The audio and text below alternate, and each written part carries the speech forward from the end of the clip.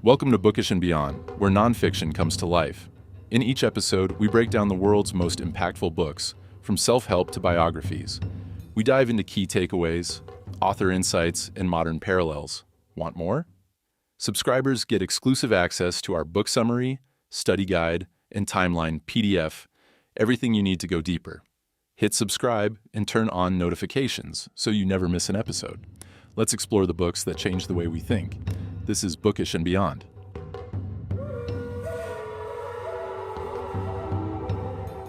Hey everyone, and welcome back. We're diving deep today, folks. Deep into the enduring wisdom of Rumi.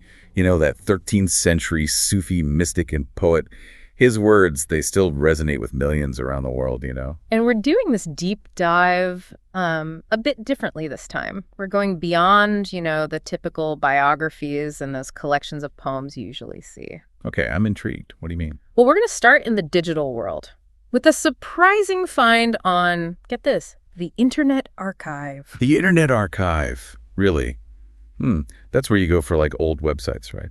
Or maybe a vintage video game, you know? Yeah. Wouldn't exactly think of it as a place for profound mystical teachings. Haha. Yeah, I know what you mean. But you'd be surprised. It's all about preserving human knowledge in all its forms. And that includes a vast, vast collection of books. Okay, I'm listening. So tucked away in this digital library, we found a book. It's called Mevlana Jalaluddin Rumi Hayat wa Afkar, uploaded just back in 2021. Mevlana Jalaluddin Rumi Hayat wa Afkar. Yeah. So we're talking about a digital snapshot then, of a book exploring Rumi's life and thoughts. That's pretty cool. It is. So what can you tell us about this book? Well, the title itself, it translates to Mevlana Jalaluddin Rumi, Life and Thoughts.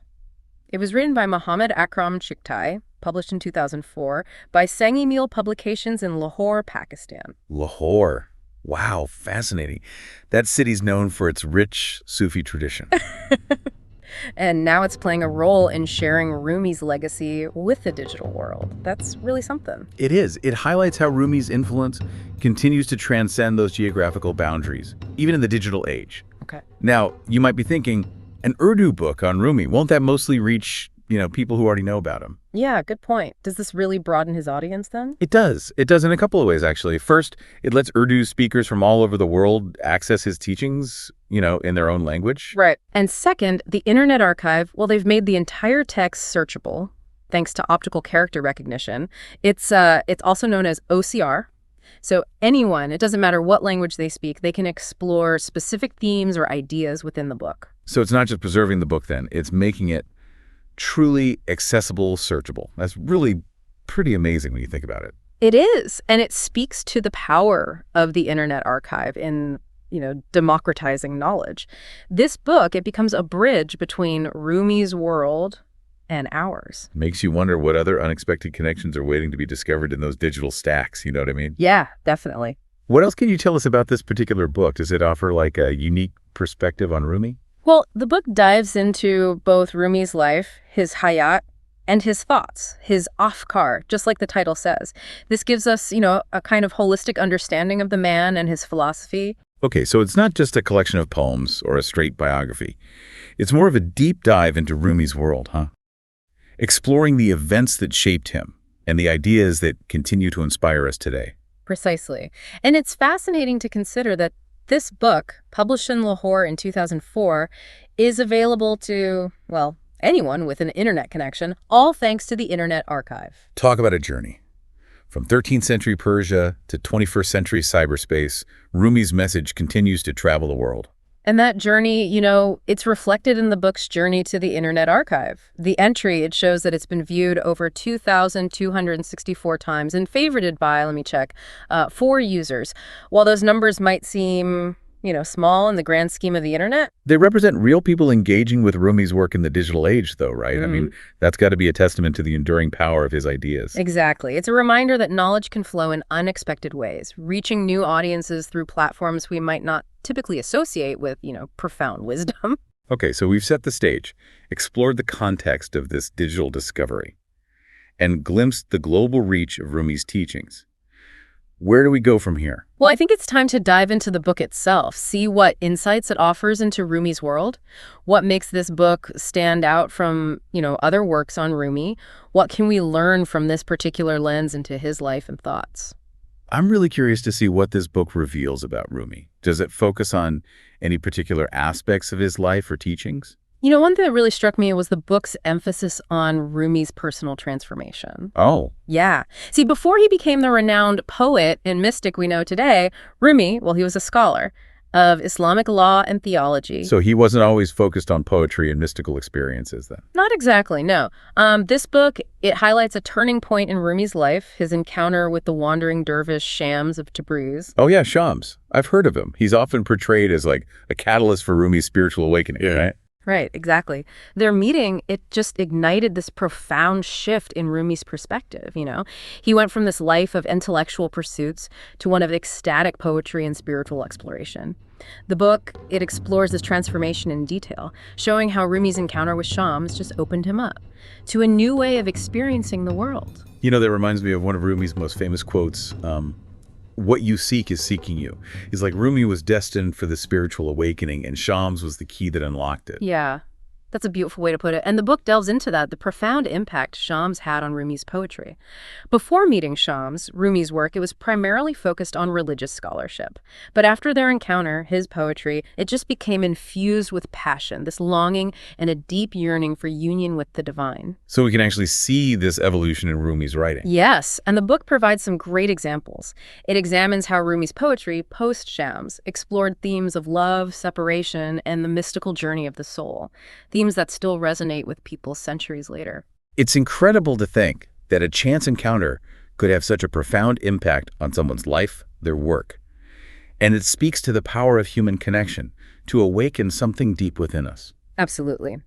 And this book, written in Urdu and now accessible, globally through the Internet Archive, it serves as a reminder of that power. It's a testament to how knowledge and inspiration can transcend time, language, and those cultural boundaries. This is where it gets really interesting for me. We've got this book that explores Rumi's transformation, his evolution as a poet, and those themes of love and longing that just permeate his work. All of this, it's presented through the lens of Urdu language and culture. Precisely. And I think that perspective, it just adds another layer of richness to our understanding of Rumi. Remember, this book wasn't written for a Western audience already familiar with Rumi. It was written for an audience in Pakistan, a country with its own deep Sufi traditions. So it's not just translating Rumi's words then, it's reframing them within a different cultural context. Exactly. And that makes me think about how Rumi's message, while universal in its essence, can be interpreted and experienced in, diverse ways depending on one's cultural background. That's a fascinating point.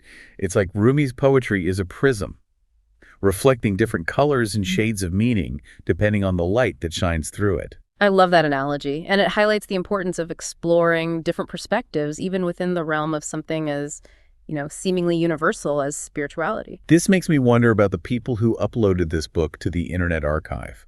What motivated them to share this particular work with the world? That's a great question.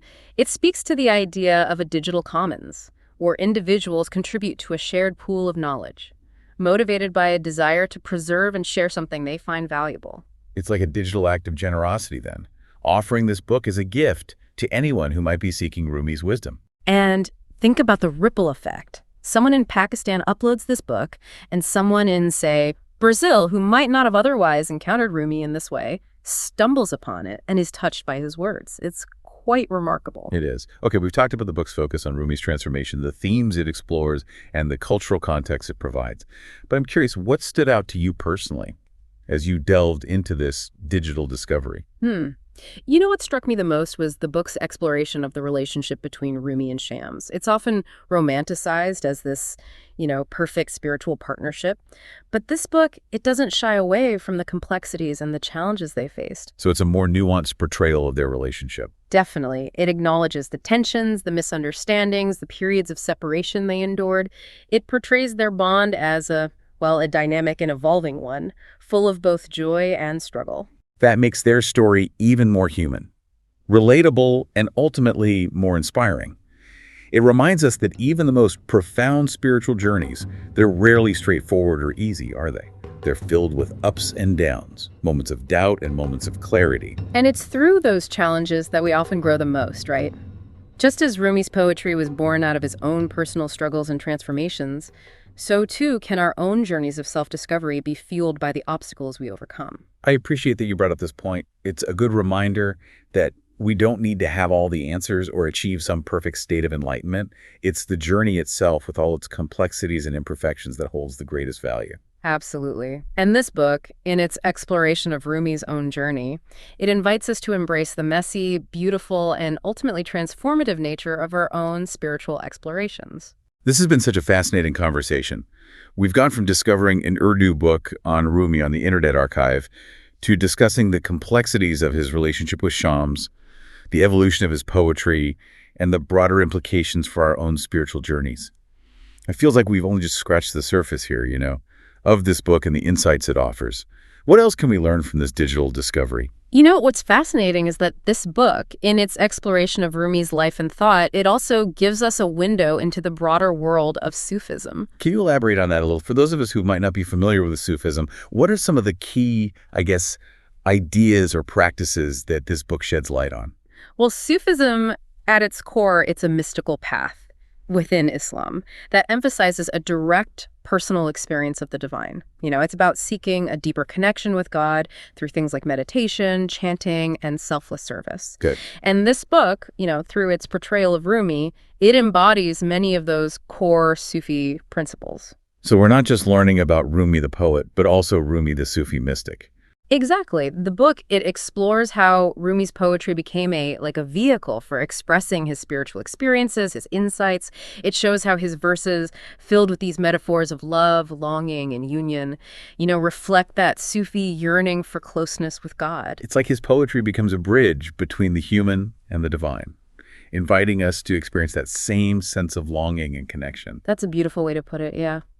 And the book also delves into the importance of the teacher-student relationship in Sufism, exemplified by Rumi's bond with Shams. Right. This relationship, it wasn't just about, imparting knowledge. It was about guiding Rumi on his spiritual journey, challenging him to shed his ego and embrace a deeper truth. That reminds me of something we talked about earlier, about, the complexities of their relationship. It wasn't always smooth sailing. Mm-hmm. But it seems like those challenges were essential for Rumi's growth. Absolutely.